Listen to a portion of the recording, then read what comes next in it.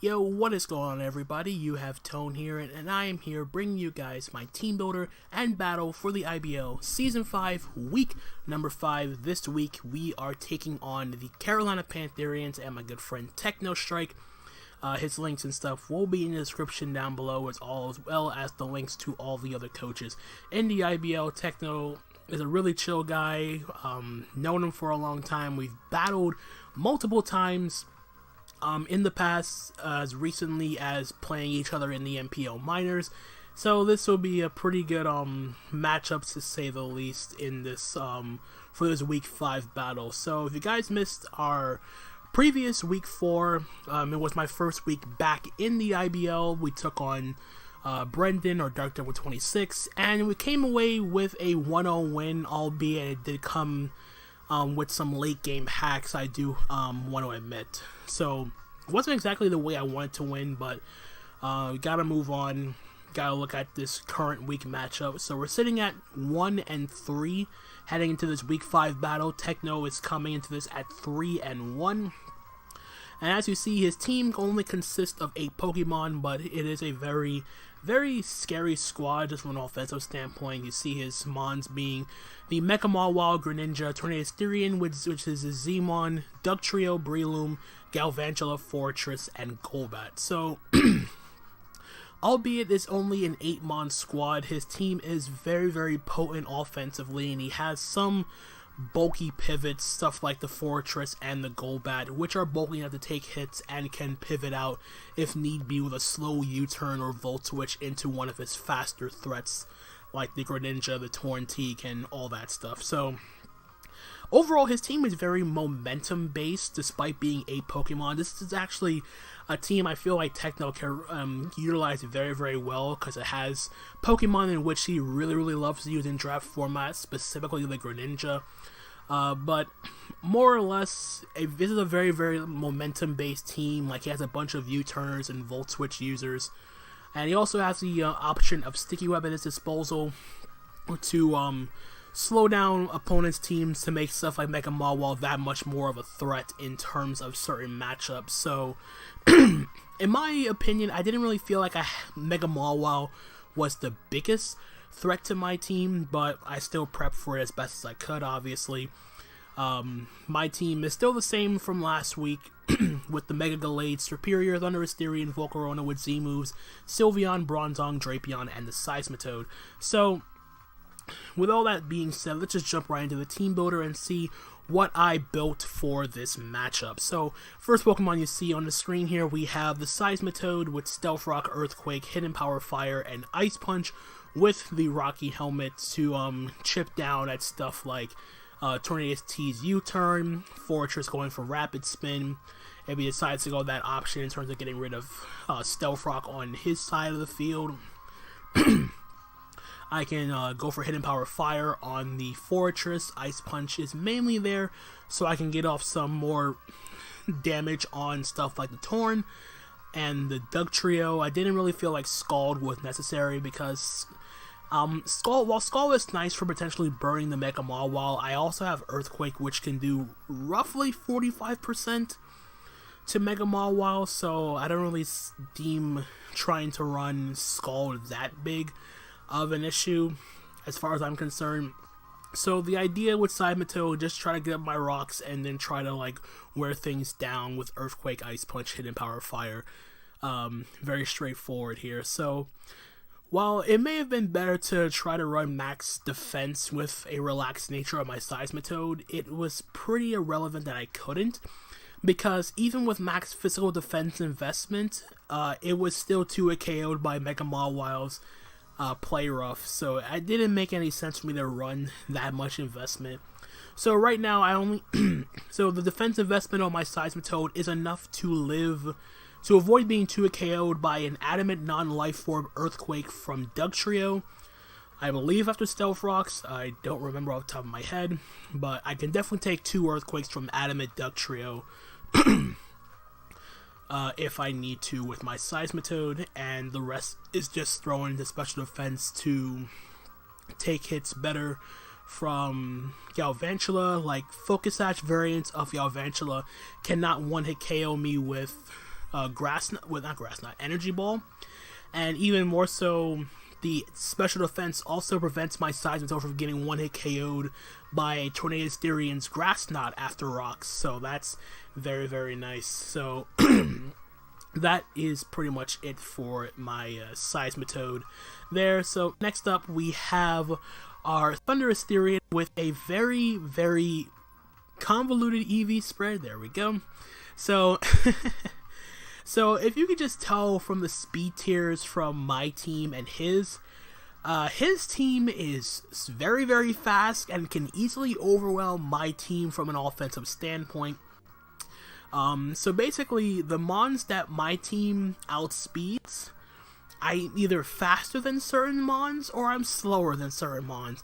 And spoiler, I am not running any Choice Scarf users on anything. If there was anything to run a potential Choice Scarf on, my Thundurus would have been the primary choice here, but I didn't bring Scarf. Instead, I am rocking Defog 3 attacks with Thunderbolt, Volt Switch, and Psychic.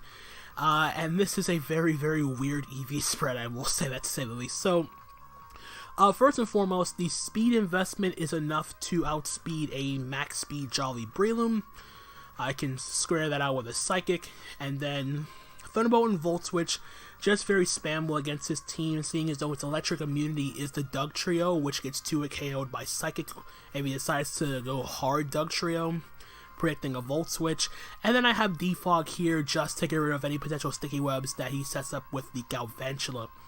So everything else, the 36 attack investment on my Thundurus with a modest nature, it doesn't really hit anything specifically. It does hit a jump point on my Thundurus, and it does give me enough special attack investment to 2-hit KO a max HP Mega Mawile with Thunderbolt from full. And the rest I just put in the special defense to better take hits from stuff like the Torn and from the Galvantula. So the idea behind my Thundurus, this is my primary switch in the Torn, and my response to Galvantula, if anything. So just very straightforward, nothing really much else to say in that regard. Next up we have our Volcarona, which as you can tell is also running a very weird EV spread similar to my Thundurus. So we have Quiver Dance 3 attacks here with the Charty Berries, so I can take a potential Stone Edge from Mega Mawile, I can take a Rock Tomb from Scarf Breloom, I can take a Rock Slide from a potential Choice Scarf Greninja or Greninja in general, Rock Slide from Doug Trio, and I can really scare those things, threaten them back with Bug Buzz or Fiery Dance. Psychic is mainly just here to avoid being, I can do more damage to something like the Golbat if I'm not at +1 or +2, whatever the case may be. But the investment here in my Volcarona is pretty similar to my Thundurus. I'm running enough speed for max speed Breloom. The 12 investment doesn't really hit much, except for, I believe this is also another jump point. But the main thing here is with the HP and special defense investment. I'm running enough special defense, and this is a very inaptitude situation, but you never know. It's kind of like unnatural, not unnatural, more so unlikely to happen. But the investment on my Volcarona prevents me from being one-hit KO'd by a Z Hurricane from Tornadus Therian from full after a Quiver Dance. That's pretty much the idea with the investment on my Volcarona. If I'm able to wear things down like wear things down like the Golbat, I can hit that thing up with a Psychic. If I can wear down the Torn, I can hit that up with a Fiery Dance, hopefully get some special attack boosts, and try to win in the late game, if anything. I know he has a lot of fast mons, a lot of priority on his team, so he can probably revenge kill this Volcarona pretty easily.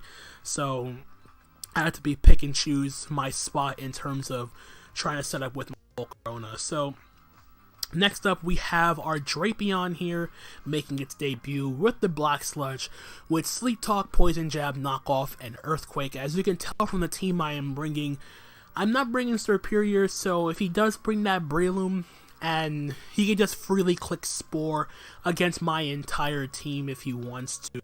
So I wanted to have at least something to take the Spore with, and I decided that Mon would be my Drapion. So if Breloom does come, if I'm expecting him to go for Spore, I go hard into my Drapion, let it get put to sleep, I burn turn to sleep, I click Sleep Talk, and hopefully I get a good roll. I get a good move. Hopefully the Poison Jab knockoff would also be cool. Earthquake is there for the Mega Mawile. Nothing much else to say about that.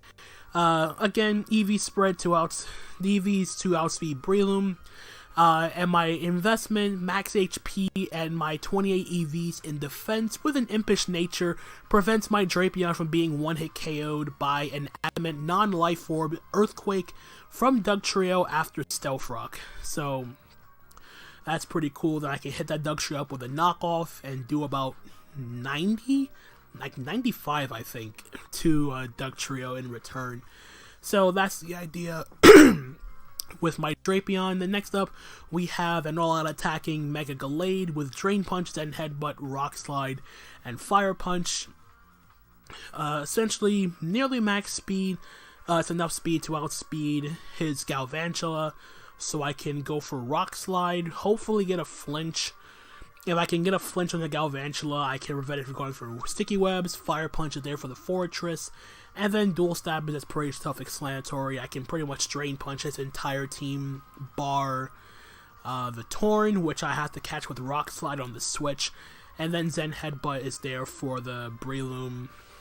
I mean, not the Breloom, it's there for the Golbat. Sorry. It does more than Rock Slide. So running max HP... I'm not nearly max HP, nearly max speed for the Galvantula. 212 attack is just so I can hit as hard as possible, and the rest I just threw into HP. It was for something in particular. I think it lets me avoid being one-hit KO'd by... I think it's the same thing with like avoiding being knocked out by an Earthquake from an adamant Dugtrio. No, I remember now. It's the HP investment is to avoid being one-hit KO'd by an uninvested Golbat's Brave Bird. That's what it was. So, yeah, I'm trying to prep for everything, like, give me a break. And then lastly, we have our Bronzong here with Cobra Berry, Calm Mind, Psyshock, Hidden Power Fire, and Signal Beam. Signal Beam is just there for the Greninja, and Psyshock will take Street Fire, hits everything else on his team. Pretty doggone hard, just max HP, max defense. Since I have Stealth Rock on my Seismitoad, I figured try to bring my Bronzong, try to do a little bit something different with Bronzong as opposed to just running Stealth Rock all the time. I'll try to switch it up and just give me something a bit bulkier to take hits from switching the Dugtrio, prevent that thing from like going for EQs or whatnot. I can set up on the Fortress. He can slow Volt Switch out if he wants to, but if I'm able to get up a Calm Mind or two with this Bronzong somehow. Perhaps, I know in hindsight, I believe Trick Room would have been a little bit better of an option because of how fast his team is, but I just slapped on Calm Mind. It was literally the first thing I thought of when I put this team together, and yeah, there's nothing much I would say about the Bronzong set in general. Like I said, this hits his entire team for neutral damage, nothing much else to say about that. So that is a team builder for week 5 of the IBL. So let's just hop on over to the battle and see how we did. So switching over to the battle now, and whoops, the battle is gone again. And so the team that he brought here there we go.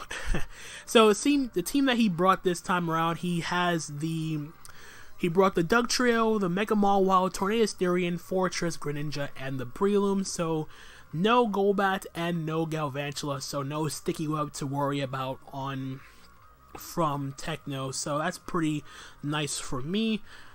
In terms of a lead matchup, I thought he would try to lead off with the Tornadus, because I feel like whenever I see a Tornado Styrian on... Like, whenever my opponent has a Tornado Styrian, I'm always assuming they're going to lead Tornadus, because it's like a no-drawback lead in most situations. So, what I'm going to do here, I'm going to lead off with my Thundurus, because I figured he'd try to lead off with the Torn, try to gauge what I do with my lead, and then he'll go accordingly. and all that stuff. So yeah, it just got kind of hectic from my end. So let's just play the battle and see how we do in this week. So we are going to be challenged by Techno here. Good luck and have fun, my friend.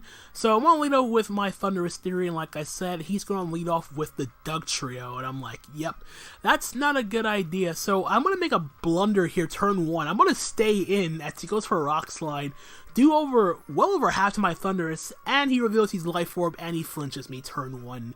Yeah, that was not the best thing to do in that situation. Like, I have no idea why I stayed in with my Thunderous in front of a Doug Trio when I definitely did not outspeed it. So I'm going to switch out here into my Bronzong. He's going to double out into his Fortress. I'm going to set up a Calm Mind here in front of this Fortress. This was probably another bad play on my part, because there was literally no reason for me to try to set up this early in the match and to get up his Stealth Rock this turn. He's going to switch out his Fortress, and he's going to go hard into his Greninja as I go for this Hidden Power Fire.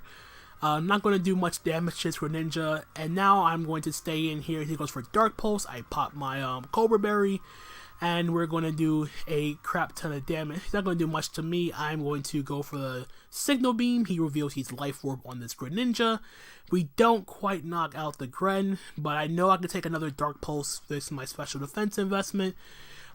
He's going to do some Life Orb damage. We don't get flinched this time around. We take out the Greninja with the Signal Beam, so that's 1 kill for my Bronzong.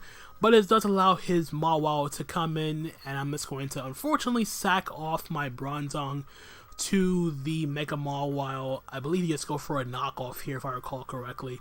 Okay, he went for Play Rough here, and I'm kind of surprised like, there was a 10% chance he could have missed, but, like, hey, if it works for him, it works for him. Can't complain.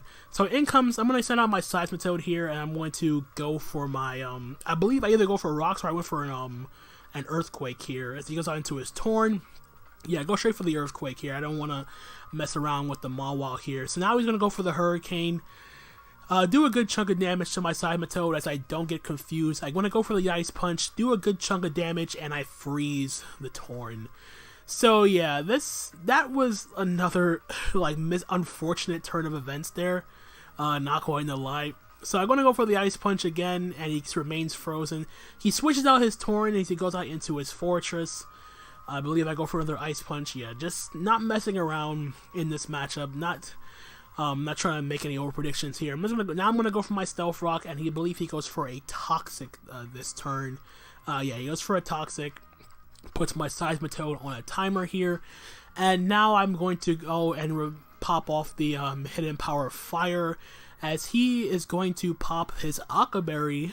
So he had Aqua Berry for my Volcarona. That's not going to do jack to this Fortress. He goes for Rapid Spin to spin away the rocks as he takes Rocky Helmet damage. I try to get up my rocks again as he is going to Rapid Spin one more time to keep the rocks off the field. In hindsight, that turn I probably should have went for Hidden Power Fire and then gone for Stealth Rock, because at that point he would have died to Rocky Helmet, and then I would have and then my rocks would have been up to stay. But he's gonna make the play out into his Breloom as I click Hidden Power Fire. I get a good chunk of damage off, but unfortunately I died Toxic damage from the Fortress, and I don't get up rocks, so that sucks. So I'm going to send out my Mega Gallade here. I'm going to Mega Evolve. I believe I clicked Zen. I think I went for Zen Headbutt. I'm not entirely sure what I did this turn. I played this game a while ago, so you have to forgive me if I make I don't remember everything. So he goes for Mach Punch here. He's Life Orb on this too. Okay, I went for the Fire Punch. No, didn't want to mess around here. So drop the Breloom, and now we get to go out into his Mega Mawile here. And I'm going to make a very weird play. I think I went to my Volcarona here. Yeah, I went hard Volcarona with Stealth Rock up. Because I thought at this point, I thought I could have tried to live the player off, but as you see, we don't. So yeah, and I don't get the Flame Body either, so my Volcarona is going to drop here. To be fair, Volcarona wasn't really setting up on anything except for the Fortress. So now I'm going to go on to my Drapion. I'm going to click EQ, get some damage off of this Mega Mawile, as he is going to go for the play rough, and he is going to do a crap ton of damage, and he's not going to kill me, luckily.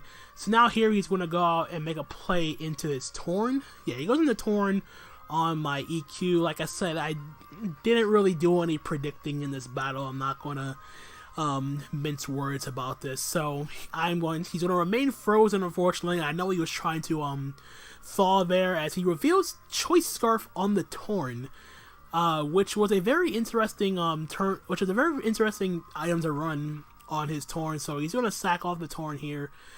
Still kind of sucks that I got frozen with the Ice Punch. Nothing I can do about that. But now he gets to go into his Dugtrio, and unfortunately, that is effectively going to be GG at this point, because this Dugtrio can just EQ not the rest of my team, but it's going to EQ, kill my Drapion, because it's Life Orb. Like, everything's in range on my team of being knocked out by EQ and Rock Slide. So he's going to EQ my Mega Gallade, and that's going to drop my Gallade.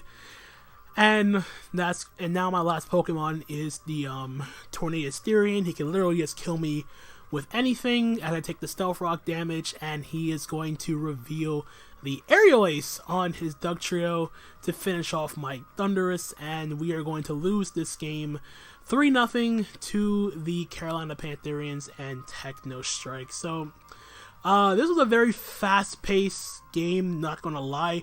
There we go.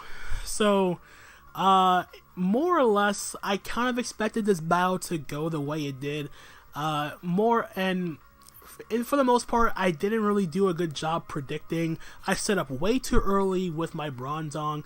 I misplayed a lot with my side. Like, I misplayed a lot with this team, I'm not gonna lie. Like, the team in and of itself just wasn't really, I didn't really build it with the mindset of trying to handle hyper offense, and the team didn't really do that well in terms of trying to accomplish what I said I was trying to do in the team builder. But I gotta give props to Techno. He brought a very offensive team. Dugtrio did a lot of work for him. Well, basically, I let him do a lot of work because I let my one EQ immunity that wasn't weak to Rock Slide die so early on in the matchup. I didn't bother to predict or anything.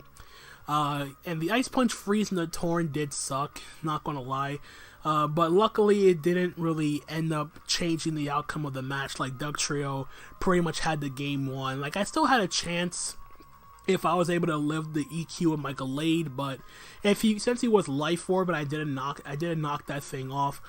Or I never had the opportunity to knock it off. I couldn't have lived, and it was effectively game at that point. But what can you do? So we're going to lose 3-0. We now 1-4 on the season.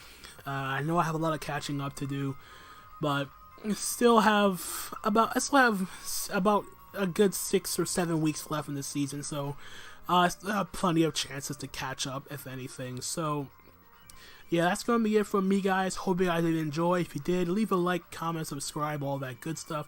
Be sure to check out all the coaches in the IBL if you haven't done so already.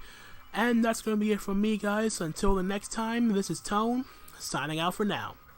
Peace out.